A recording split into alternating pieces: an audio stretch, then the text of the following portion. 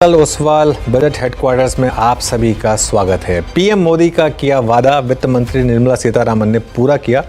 वित्त मंत्री ने इस बार के बजट में ऐसे ऐलान किए हैं जिनसे मिडिल क्लास की जेब में कुछ पैसा बचे और कंजम्पशन को बढ़ावा मिले। न्यू रजीम के तहत 12 लाख रुपए तक की कमाई पर कोई टैक्स नहीं देना होगा। साथ ही फाइनेंशियल प्रूडेंस के तहत वित्तीय घाटे को भी काबू में रखने का ऐलान किया गया है। हालांकि सरकार ने कैपेक्स में ज़्यादा बढ़ोतरी नहीं की है, लेकिन शहरी इंफ्रास्ट्रक्चर को सुधारने के लिए 1 लाख करोड़ के अर्बन चैलेंज फंड का प्रावधान किया गया है। रोजगार को बढ़ाने के लिए लेबर से जुड़ी इंडस्ट्रीज़ के लिए भी कई कदम उठाए गए हैं। वहीं आर्थिक सुधारों के मोर्चे पर बड़ा ऐलान करते हुए इंश्योरेंस सेक्टर में FDI की लिमिट बढ़ाकर 100% कर दी गई है। ऐसे में क्या बजट बाजार के दिग्गजों की उम्मीद पर खरा उतरा है? क्या अब सरकार के बाद RBI की बारी है? इन मुद्दों पर चर्चा करने के लिए हमारे साथ जुड़े हैं व्हाइट ओक ग्रुप के फाउंडर प्रशांत खेमका, मोतीलाल ओसवाल फाइनेंशियल सर्विसेज के चेयरमैन रामदेव अग्रवाल जी, एबेकस एसेट मैनेजर के फाउंडर सुनील सिंघानिया जी और MK वेंचर्स के फाउंडर मधु केला जी। आप सभी का इस शो में बहुत बहुत स्वागत है और थैंक यू सो मच हमारे साथ जुड़ने के लिए। रामदेव सर, आपसे शुरुआत करता हूं। एक दिन के दौरान भी आपसे बात हुई थी, लेकिन आपको ओवरऑल बजट कैसा लगा? शानदार बजट माना जाए इसे? हाँ, वही कि भाई मतलब ये तो ब्रिलियंट बजट है। देखिए, उन्होंने कंजम्पशन के लिए दिया तो किसी और दूसरे जेब से निकाला नहीं। जनरली क्या होता है, एक जगह से निकाल के दूसरे देते हैं लोग। यहाँ पर क्या क्लियरली इन्होंने कंजम्पशन के लिए बूस्ट दिया है, but not at the cost of any other sector. तो वो एक बहुत अच्छी बात है। So there are only positives, there is not much of negative in this budget. Prashant Khemka ji, good afternoon. कैसे देखें इस बजट को? क्योंकि अगेन अच्छा, प्रशांत जी अभी हमारे साथ जुड़ने वाले हैं, तब तक एक काम करते हैं, सुनील सिंघानिया जी के पास चलते हैं। सुनील जी, अब इसी बात को आगे बढ़ाते हैं, क्योंकि पिछले 4 से 5 महीने से हमने देखा था कि कंजम्पशन में काफ़ी दबाव था। तो इस बजट के बाद क्या कंजम्पशन को बूस्ट मिलेगा? आप देखिएगा ना, तो लास्ट साल भर में क्या क्या अपने हेडविंड्स थे। एक तो कंजम्पशन में ग्रोथ ही नहीं थी, दूसरा ऑब्वियसली लिक्विडिटी भी थोड़ी सी टाइट थी, और उसके रहते हुए भी both capex as well as consumption में थोड़ा सा इश्यू था, और ऑब्वियसली थर्ड था कि गवर्नमेंट का केपेक्स भी थोड़ा डिले हो गया इस टाइम। आई थिंक ये तीनों चीजें भी ठीक होगी, तो खाली कंजम्पशन को हम नहीं पकड़ते, बट अगर आप कंजम्पशन का सिर्फ लें तो अभी थोड़े दिन पहले RBI ने 1.5 लाख करोड़ की लिक्विडिटी इन्फ्यूज की। आई थिंक उससे एक जो कंस्ट्रेंट था लिक्विडिटी का और फ्रेश लैंडिंग का, वो थोड़ा ईज होगा। और आज जो ये 70-80 हजार रुपए का जो एक बेनिफिट हुआ है टैक्स में to individual Indian, I think उससे थोड़ा बहुत ऑब्वियसली कंजम्पशन में ही जाता है पैसा वो, और सब्सटैंशियल है। लाइक 12 लाख में 80 हजार रुपया अगर किसी का बचता है तो बेसिकली वो पूरा का पूरा उनके लिए एक नेट इनकम है। और उसको देखते हुए आई थिंक थोड़े से स्टॉक्स में ऑटो हो या कंजम्पशन हो या थोड़ा रियल एस्टेट हो, उसमें बहुत लॉजिकली एक अपमूव है। बट खाली टैक्सेशन के वजह से ऐसा नहीं है कि ये इसका पूरा सेक्टर 20-30% बढ़ सकता है। हाँ, थोड़ा बहुत एक रैली एक्सपेक्टेड थी, वो है। But as I said, at the margin for consumption as well as for capex, दोनों जो एक बोलते हैं ना, जो प्रीडोमिनेंट व्हील्स है इंडियन इकोनॉमी के, आई थिंक दोनों को एक अच्छा बूस्ट मिला है। बिल्कुल। Prashant ji, good afternoon. आप इस बजट के बाद कैसा फील कर रहे हैं और क्या पोर्टफोलियो में कुछ चेंजेस करने की जरूरत होंगी? गुड आफ्टरनून जी, धन्यवाद मुझे आपके शो पे बुलाने का, एंड नमस्कार to all the fellow panellists as well. नहीं, बजट के बाद में ऐसा कोई पोर्टफोलियो में हमारे कुछ खास चेंज की मुझे लगता नहीं है टीम को ज़रूरत महसूस होगी, क्योंकि जैसे अपनी पिछली बार भी बात हुई थी, पोर्टफोलियो में बॉटम अप स्टॉक सिलेक्शन के थ्रू एक तो इन्वेस्टमेंट किया जाता है, and already consumption related exposure more than adequate है पोर्टफोलियोज में, बिसाइड्स टेक्नोलॉजी एंड फाइनेंशियल्स के। तो आई डोंट सी कि कुछ बजट के चलते खास चेंजेस किए जाएंगे। कुछ खास चेंजेस नहीं होंगे। मधु सर, गुड इवनिंग। मधु सर, कैसे देखें बजट को? एक तरफ कंजम्पशन पर फोकस, दूसरी तरफ थोड़ा सा केपेक्स को लेकर डिसअपॉइंटमेंट, आप कैसे देख रहे हैं? अनुज, पहला है कि ये बियॉन्ड एनीवन्स एक्सपेक्टेशन है, ये 12 लाख का नंबर, एंड ये बहुत बहुत जरूरी था to boost up the consumption, to get the sentiments back, and I think very good step.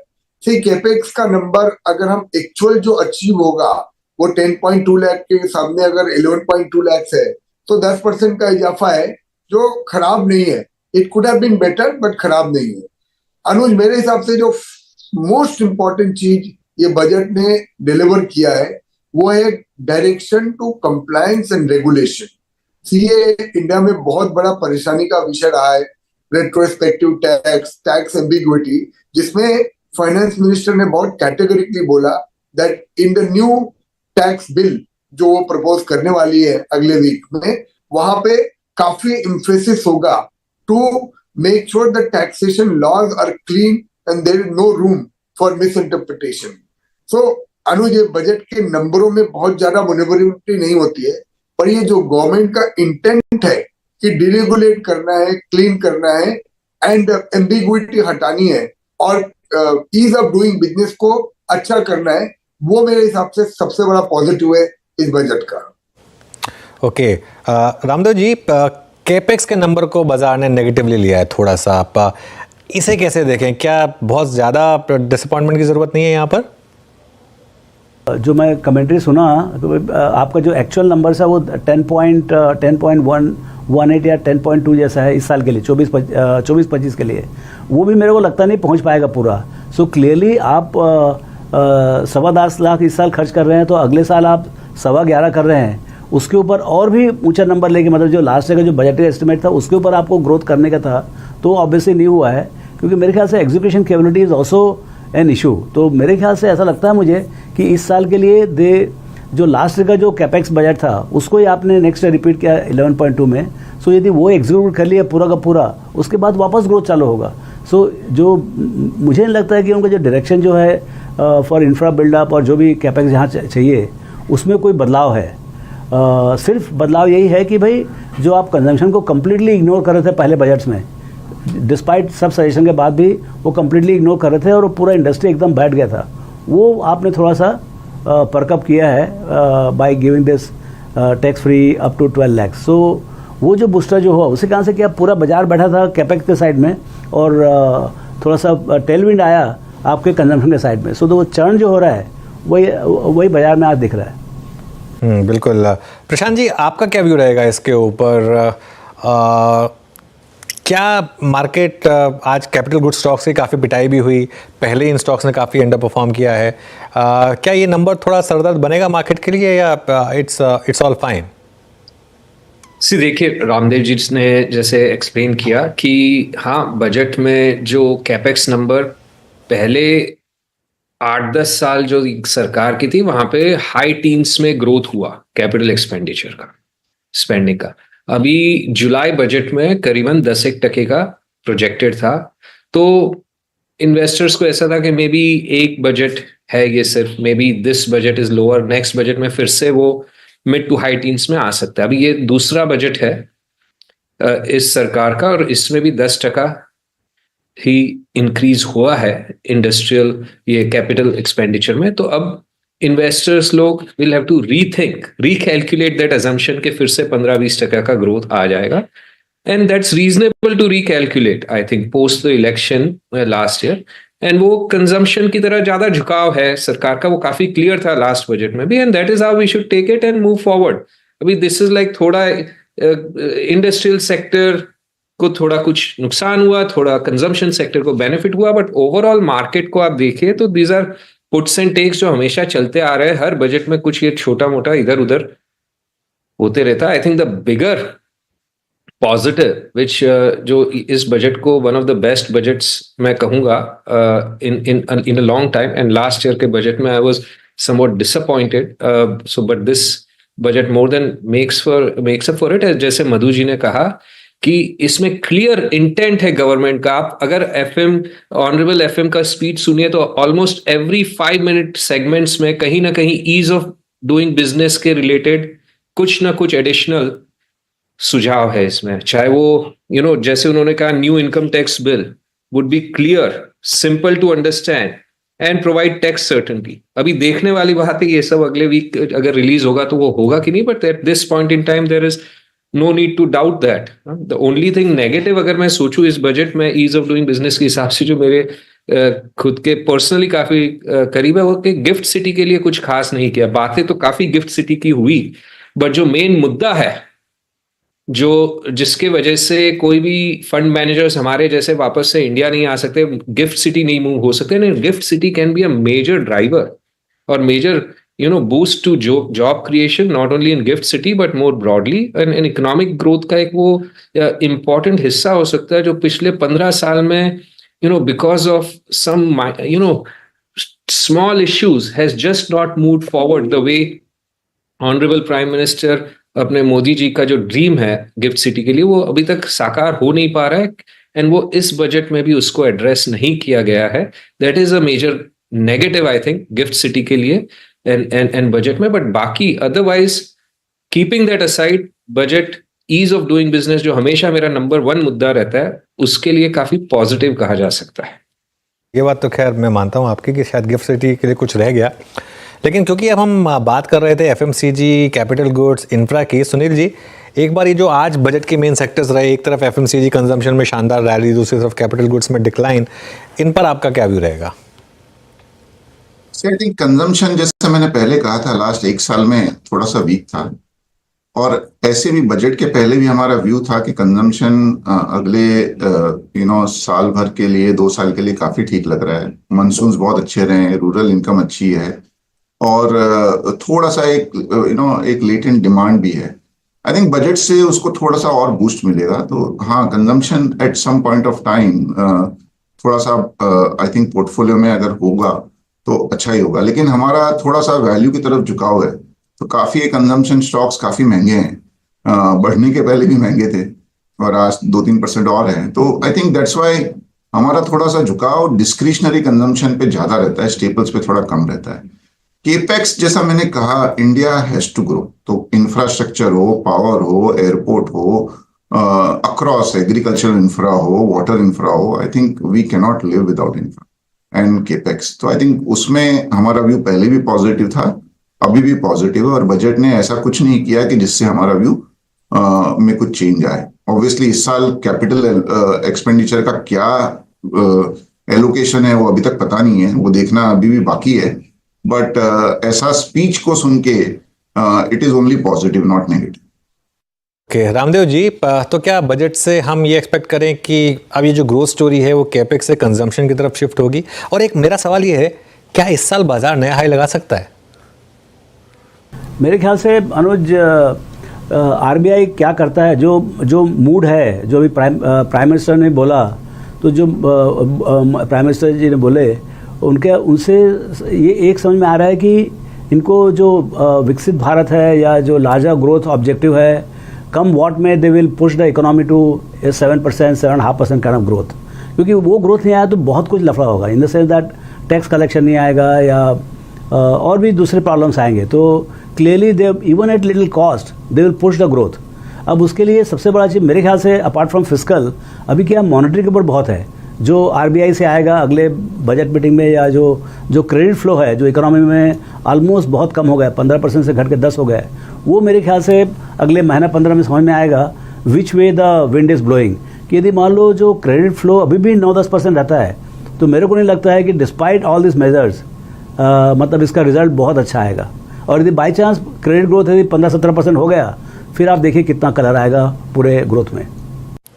तो एक मिनट, तो रामदेव सर, आपको लग रहा है कि आरबीआई रेट कट कर सकता है इसी पॉलिसी में? नहीं, मेरे को लग रहा है कि मॉनेटरी पॉलिसी विल फॉलो. जो सेंटिमेंट बजट ने सेट किया है उसके वही सेंटिमेंट में आपका मॉनेटरी पॉलिसी भी फॉलो होगा अगले 2-3 हफ्ते में या पखवाड़े में. तो उसको मैं अपने ध्यान में रखते हुए मुझे लग रहा है कि जो गौतम का ओरिजिनल एस्टिमेट था 25-26 का, वो आने का एक अच्छा चांस है.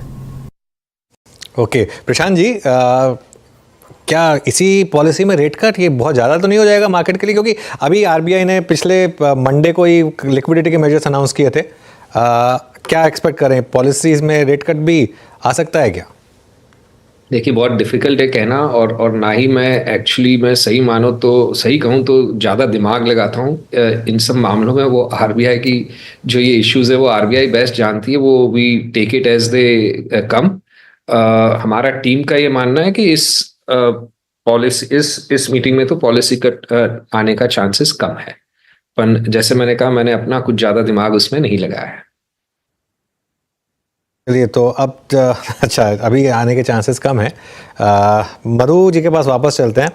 मधु जी, फिर बजट को देखते हुए क्या आप अपने पोर्टफोलियो में बदलाव करना चाहेंगे? आप अपने खुश हैं अपने पोर्टफोलियो से? वरिंदर, पक्का करनी पड़ेगी, बिकॉज अभी तक के जो मार्केट चल रहा था वो मेनली कैपेक्स और इन्वेस्टमेंट के ऊपर चल रहा था।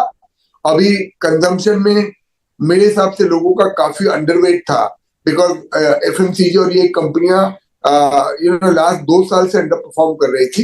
तो मुझे लगता है ये जो बजट में हुआ है, इसको कंजम्पशन को डेफिनेटली लेग अप मिलेगा, और थोड़े पोर्टफोलियो में रिशफल करना पड़ेगा to include consumer stocks more aggressively.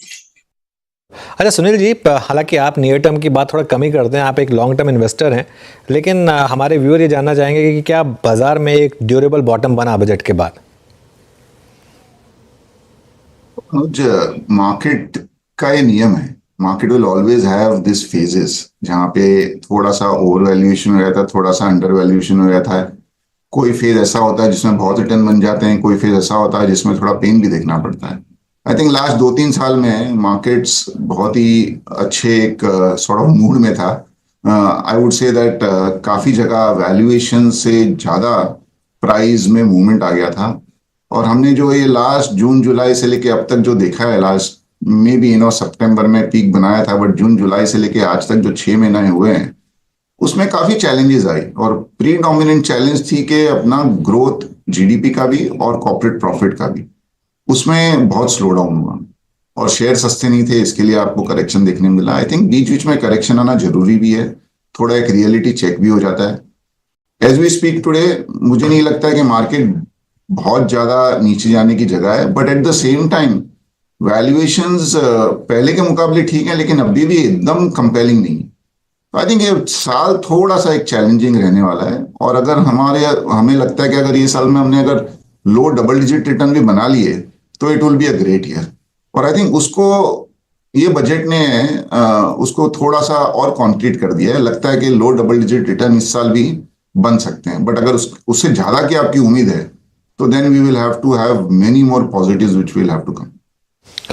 प्रशांत जी, आपका क्या व्यू रहेगा? लो डबल डिजिट रिटर्न्स के लिए भी अब अगले 11 महीने में कम से कम 11% कमाना पड़ेगा, क्योंकि निफ्टी अब तक इस साल अगर आप देखें तो करीब करीब -0.7% है, और मिड कैप तो इस साल एक्चुअली -6.5% है।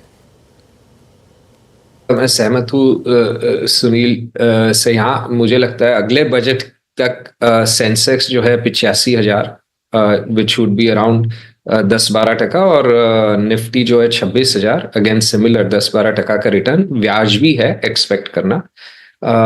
एंड ऑब्वियसली द बजट में ऐसा कुछ अर्थ शेकिंग नहीं है जो नियर टर्म अर्निंग्स को एक्सेलरेट करे, बट कुछ नेगेटिव नहीं है। तो ये जो 10-12% ग्रोथ है, दैट इज इन रिटर्न है, वो in line with what we expect corporate earnings growth होगा ओवर द नेक्स्ट 10-12 मंथ्स।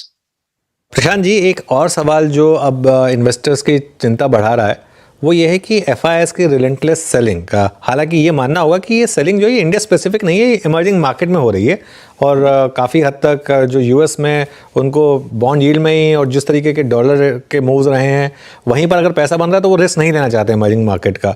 लेकिन क्या कुछ चांसेस हैं इस साल FIIs के वापस आने के?